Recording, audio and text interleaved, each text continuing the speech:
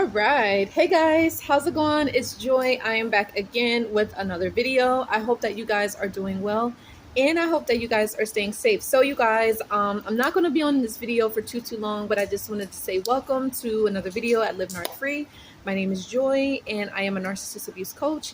I have been helping hundreds and thousands of people heal, move on, and recover after dealing with narcissistic abuse. So that's just a little bit about me, but I want to go ahead and get right into it, you guys. I actually got a message from a person in my Facebook support group. So if you guys have not, please be sure that you join my free Facebook support group. I'm going to link it below, so that way, if you just want to feel supported, you want to feel more like you belong to a healthy, community that's not going to judge you, ridicule you, that's going to be very validating for you, and more so empowerment, and just have more information about what's going on and how you can heal and recover. Please feel free to join. We would love to have you. I want to say now I have about 47 members, so that's really amazing. I would love to have up to 100 or 1,000 members starting by later this year, early next year. So that would be great. Make sure you guys join. So that's beautiful. But anyways, you guys, so the person was just talking about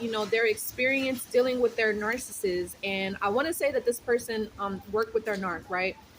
And this is a common thing sometimes, whether our bosses are narcs or it could be coworkers or associates that are narcissists. But this person was basically saying that he was dealing with his narc. I want to say for a couple months, up to a year or so.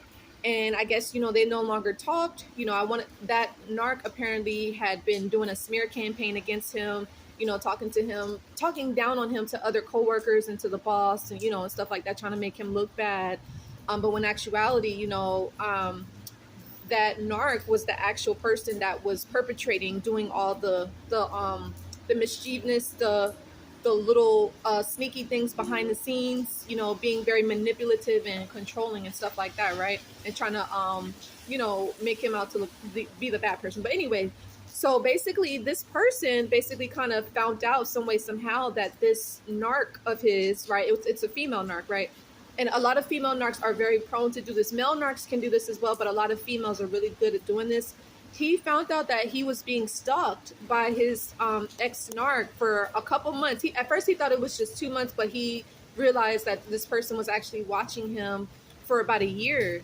And it doesn't have to just be where, the narcissist is watching you online, the cyber stalking or the gang stalking where they have other people watch you. But sometimes the narc could actually, it could be in person, where they kind of pull up to your house, maybe they're in the bushes, or maybe they could be watching you at your job, or maybe they could be trying to follow your route, your and things that you do. And I'm not trying to scare anybody, but this is reality, right? But I want to say that this person was just saying, I believe it was like a cyber stalk, which is a common thing for narcs, right? A lot of them are not that bold enough to like go and actually physically stalk you. Some of them will. I personally know someone that I saw the video of the narc looking at her through her little peephole door, like those old school doors where you can like flip them up and you can see inside the home and you can see outside, and stuff like that. So that I saw that with my live eyes, and I was just like, wow, that's pretty scary, right?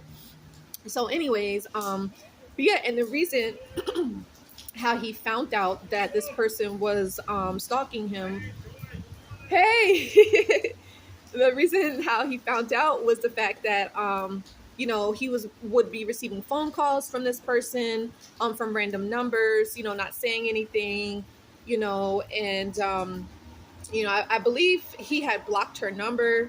He ended up getting a new phone, and I think that she had blocked him on social media and vice versa and stuff like that. And then some way, somehow, I guess somehow the narcissists, they find a way to get your number, you guys. Like, I don't know how they do that. As I said, I think a lot of narcissists are very smart.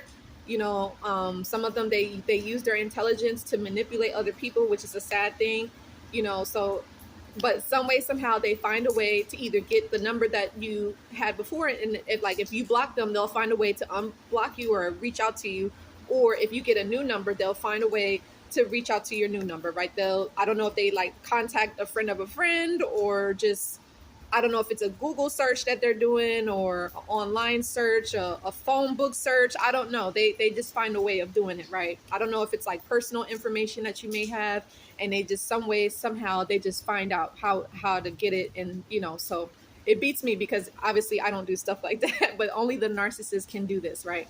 So, you have a lot of that going on, but basically, along the lines, he was just pretty much saying that, he thought that the narc had let him go because due to the fact, she had quote unquote moved on to someone else. But in actuality, she really truly didn't let him go.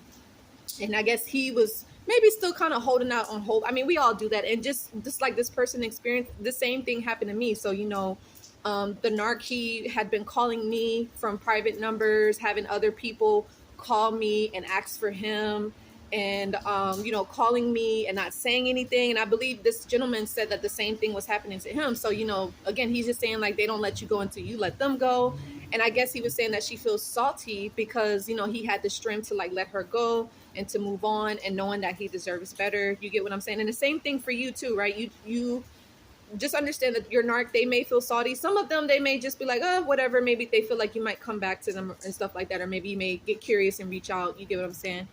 But yeah, a lot of them, some of them, they take it personal. They see it as a narc injury. They're like, oh, they moved on from me. You get what I'm saying? They're like, oh, I'm this type of person. No one moves on from me. No one gets over me. No one let goes of me. You get what I'm saying? They have that sort of demeanor, personality about themselves, right?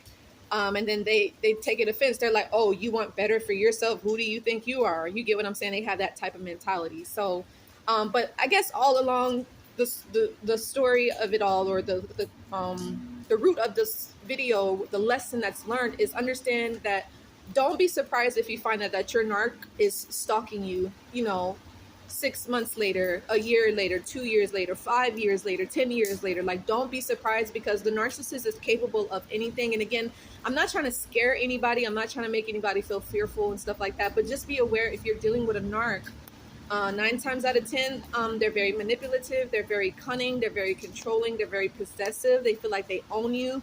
They feel like, you're theirs for life. Even if they're in a whole nother relationship, even if they're with someone new, they still feel like you are theirs, and that you're not going to go anywhere, and that you're going to stay sad, depressed, waiting for them for the rest of your life. And you just don't want to give them that satisfaction. So anyway, you guys, I hope that this video was helpful and insightful.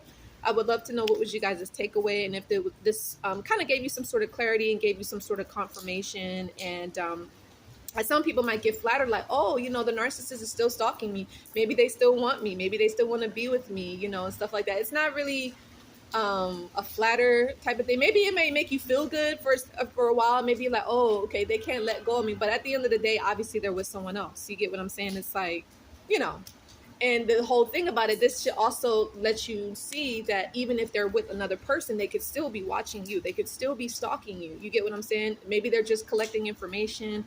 Maybe they just want to see like when is a good time to reach out to you, or maybe they just want to see, oh, they miss me. Do they look sad? Do they look happy? You get what I'm saying? Maybe they want to see if you're with someone, type of deal. So, you just want to be careful and mindful of that. So anyway, I love you guys, and I'll see you all in the next video. Take care. Bye.